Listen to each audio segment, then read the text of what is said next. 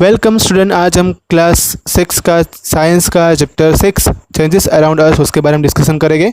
तो डायरेक्टली हम ये चैप्टर स्टार्ट करते हैं। पहले उसमें आ रहा है इंट्रोडक्शन। इंट्रोडक्शन में लिखा है कि changes can occur everywhere at any time. Changes जो है मतलब कि परिवर्तन जो है वो तो हर जगह पे और कोई भी समय पे हो सकता है। Changes differ from each others, ये एक दूसरे से अलग अलग होता है। इसमें एग्जाम्पल दी है कि पहले मेल्टिंग ऑफ आइस, फिर बर्निंग ऑफ पेपर, मतलब कि जब आइस पिघलता है, पेपर जलता है। तो यहाँ पे डिफरेंट टाइप ऑफ चेंजेस हमें समझने हैं। उसमें रिवर्सिबल चेंज है, इरिवर्सिबल चेंज है, फिजिकल चेंज है और केमिकल चेंज है। तो मैं यहाँ पे ये इन सब की डिस्कशन करनी है।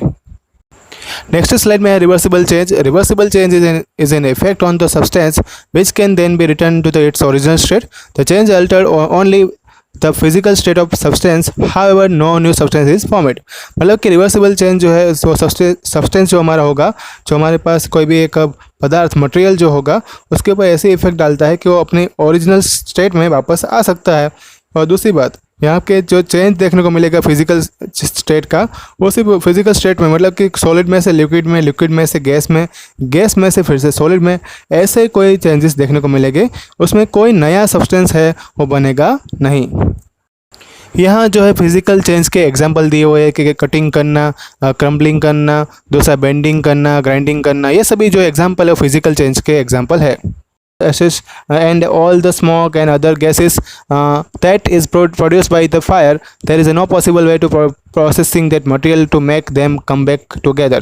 मतलब कि यहाँ पे हम फिर से किसी बुक को, हम कोई भी बुक को जलाते हैं तो वापस वो जलाने के बाद फिर से वो बुक नहीं बन सकती। भले हम किसी भी तरीके से उसकी राख को कलेक्ट कर ले, धुएँ को कलेक्ट करें, ठीक है, तो भी आग को भी कहीं से पकड़ ले तो भी हम उसको फिर से बुक बना सकते नहीं। ऐसा कोई रास्ता नहीं कि फिर से मटेरियल जो है वापस मिलेगा। ओके, तो उसको बोलते हैं इरिवर्सिबल चेंज। यहाँ पे जो है केमिकल चेंजेस जो है वो दिए हुए, उसका एग्जांपल तो पहले तो बेकिंग अ केक बनाना, फ्राइंग अ एग को फ्राई करना, मेकिंग सीमेंट, और दूसरा है बर्निंग पेपर और मेटल रस्टिंग जो होता है। वो सभी जो एग्जांपल वो केमिकल चेंजेस के एग्जांपल है। टेक्स्ट बुक में पहले जो यहाँ पे एक्टिविटी दी हुई है उसी के बारे में यहाँ पे समझेंगे कि कोई बलून जो है उसको हम ब्लो करते हैं, उसके बाद तब तक ब्लो करना है कि जब वो ब्रस्ट, मतलब कि वो फिर से फूट ना जाए। तो उसका शेप जो है हम यहाँ पे बदलता हुआ दिखाई देंगे, बलून जो है बड़ा होता जाएगा। ओके, तो वापस अगर हम उसको छोड़ देंगे तो एयर जो है एस्केप द बलून, मतलब कि एयर वापस उसमें से निकल जाएगी। तो ये कौन सा चेंज हुआ? Physical change.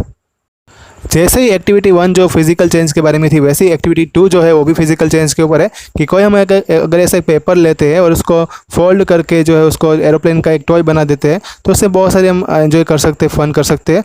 और फिर से अगर हम थक जाते हैं तो फिर से उसका अनफोल्ड करके उसको पेपर भी बना सकते हैं।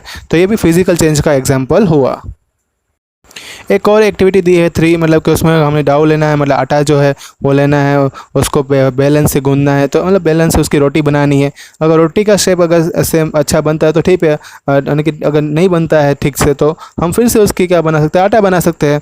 तो ये भी एक फिजिकल चेंज का एग्जाम्पल हुआ। तो हमें तीनों एक्टिविटी देखी तो हम यहाँ पर क्या देखने को मिला कि तीनों ही जो चेंजेस है वो एक रिवर्स कर सकते हैं। हमें फिर से अपना ओरिजिनल सब्सटेंस मिल रहा था। तो ये तीनों एग्जाम्पल जो है वो फिजिकल चेंज के एग्जाम्पल है। तो इसका कंक्लूजन हमें याद रखना है तीनों एक्टिविटी का, कि तीनों एक्टिविटी का आंसर जो है वो कौन सा होगा, कौन सा चेंजेस है? तो फिजिकल चेंज है, जिसमें हम कोई भी नया सब्सटेंस बना नहीं, और हम इसके बाद जो सब्सटेंस फॉर्म हुआ था उसमें से ओरिजिनल सब्सटेंस हमें वापस मिल जाता है। एक्टिविटी 4 जो है उसमें हमें एक बलून लेना है। Take the same balloon which you used in activity 1, जो पहली एक्टिविटी में यूज़ किया था। Blow it and its full size and tight its mouth. उसको पूरा जो है भर दो हवा से, और उसका माउथ जो बंद कर दो स्ट्रिंग टाइटली, मतलब धागे से उसको बंद कर दो। Prick it with a pointed tip of the your pencil, और उसके ऊपर पेंसिल की नीब लेके जानी और उसको उसमें पॉइंट करना है। तो क्या होगा? जो बलून जो है वो फट जाएगा। ओके, तो ये भी एक एक्टिविटी थी। इसमें भी बलून जो है उसका शेप साइज़ पूरा बदल गया होगा। उसके ऐसा भी हो सकता है कि बलून पूरा टुकड़े टुकड़े में बच गया हो। ओके, तो भी ये भी एक फिजिकल चेंज का एग्जांपल हुआ। अब एक्टिविटी 5 जो है उसमें एक पेपर लेना है और पेपर को अंदर से हमें एक शेप बनाना है प्लेन जैसा, और उसको उसी के हिसाब से कटिंग करना है और उसके में से प्लेन बना देना है। तो जब हम प्लेन को अलग कर देंगे कागज़ में से, जो बचा हुआ कागज़ होगा, तो यहाँ पे दोनों ही चीज़ अलग हो जाएगी। तो ये जो नया प्लेन बना उसी के हिसाब से प्रोसेस जो हुई वो कौन सी होगी, केमिकल चेंज होगा या फिजिकल? तो वो होगा फिजिकल चेंज, क्योंकि कोई नया सब्सटेंस नहीं बना, वो खुद ही कागज़ में से ही फिर से वो बना, मतलब कि यहाँ पे सिर्फ साइज चेंज हुई और उसका शेप चेंज हुआ। अब हम बढ़ने वाले हैं क्या रिवर्सिबल नहीं पर इरिवर्सिबल चेंज की ओर, मतलब कि केमिकल चेंज की ओर। तो हमें यहाँ पे एक रोटी लेनी है, उसको तवा के ऊपर रखनी है और उसको फिर गर्म करना है। बेक इट ऑन तवा, मतलब कि तवा के ऊपर रख के उसको गर्म करनी है। Suppose you are asked to same 3 question which you use answer in after activity 3, what would your answer be now? अब तुम्हारा आंसर इस एक्टिविटी के लिए क्या होगा? क्या ये फिजिकल चेंज है? नहीं, ये क्या है, केमिकल चेंज हुआ। ठीक है, क्योंकि यहाँ पे एक नया सब्सटेंस फॉर्म हुआ। अगर हम उसको रोटी को सेक देंगे तो सेकने के बाद रोटी जो है फिर से आटा बनेगी नहीं। We see that changes which have occurred in activity 4, 5, 6 can not be reverse. उसमें रिवर्स नहीं हुआ था। You use pencil and eraser with repeated use, the shape and size of changes can be reverse this changes. 4 और 5 में हम जो substance जो है वो भले बना नहीं, लेकिन नया सब्सटेंस फॉर्म नहीं हुआ था, इसलिए वो फिजिकल चेंज था।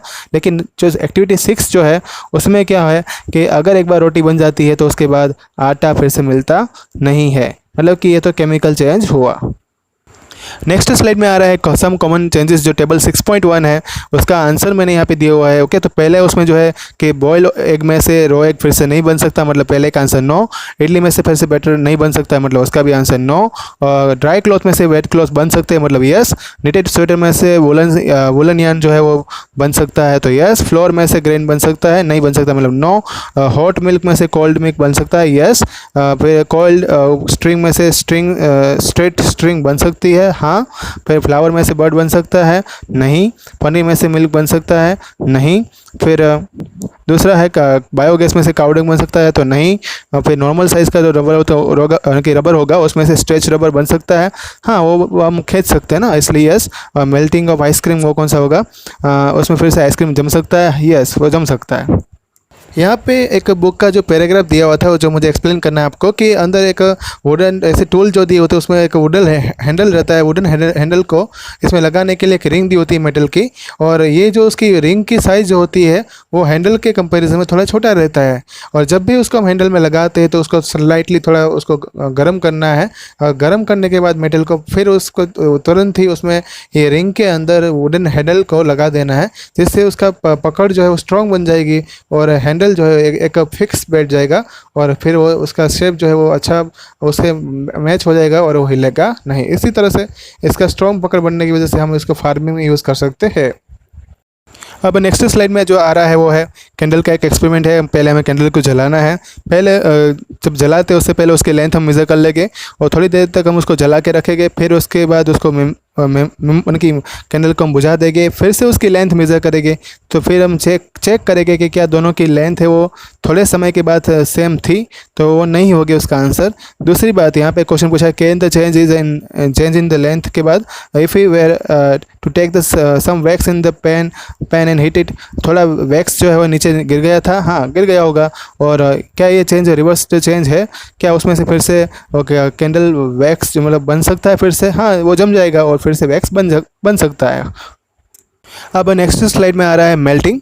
तो change of the solid to liquid by heating. अगर किसी सॉलिड सब्सटेंस को हम गर्म करते हैं तो उसका लिक्विड बन जाता है, तो उसको क्या बोलते हैं? उस सब्सटेंस का मेल्ट होना बोलते हैं। जैसे कि हमें आइस को हम गर्म करेंगे तो क्या बन जाएगा? वाटर बन जाएगा। तो ये प्रोसेस को क्या बोला गया? मेल्टिंग। नेक्स्ट स्लाइड में है फ्रीजिंग। तो change of the liquid to solid by cooling. Cooling apply करके लिक्विड को सॉलिड करने की कोशिश को बोलते हैं, मतलब प्रोसेस को बोलते हैं फ्रीजिंग। और उसमें यहाँ पे वाटर को जो है ठंडा किया जाता है जैसे हम फ्रिज में करते हैं, और उसका क्या बन जाता है? आइस बन जाता है। तो ये एक एग्जाम्पल हुआ फ्रीजिंग का। नेक्स्ट स्लाइड में आ रहा है एवापोरेशन। तो change of the liquid to gas by heating. अगर लिक्विड को हम गर्म करेंगे और उसका गैस बन जाएगा तो उस प्रोसेस को बोलते हैं एवापोरेशन। यहाँ पे वाटर को गर्म करके बताया तो उसका क्या बन जाएगा? गैस, उसमें से मतलब वेपर जो है उसमें से निकलने लगी। ठीक है, तो ये एग्जाम्पल था एवापोरेशन का। अब नेक्स्ट स्लाइड में आ रहा है कंडेंसेशन। तो उसमें change of the gas to liquid by cooling. अगर गैस को हम ठंडा करके लिक्विड में कन्वर्ट कर देते हैं तो उस प्रोसेस को बोलते हैं कंडेंसेशन। यहाँ पे वाटर वेपर को लिया हुआ है और उसको कूलिंग किया तो उसमें से फिर से क्या बन गया, वाटर लिक्विड बन गया, तो उसको बोलते हैं यहाँ पे कंडेंसेशन। सभी में आप वाटर का ही एग्जांपल दे सकते हो। तो यहाँ पे बहुत सारे केसेस भी हमने देखे। इसी तरह से ये चैप्टर यहाँ पे ख़त्म होता है। ओके, अगर आपको कोई डाउट है तो यहाँ कोई कमेंट बॉक्स दिया हुआ है, उसमें आप मुझे कमेंट करके बता सकते हैं। और यही आप यहाँ पे पार्ट 1 में पूरा चैप्टर कंप्लीट हो गया। कोई डाउट तो आप मुझे बताना, इसको 2-3 बार रिवाइज करना, इसके एग्जाम्पल जो है मैंने यहाँ पे सभी बताए हुए हैं, सभी लर्न कर लेना। ओके, और रिवाइज करते रहना। Thank you all.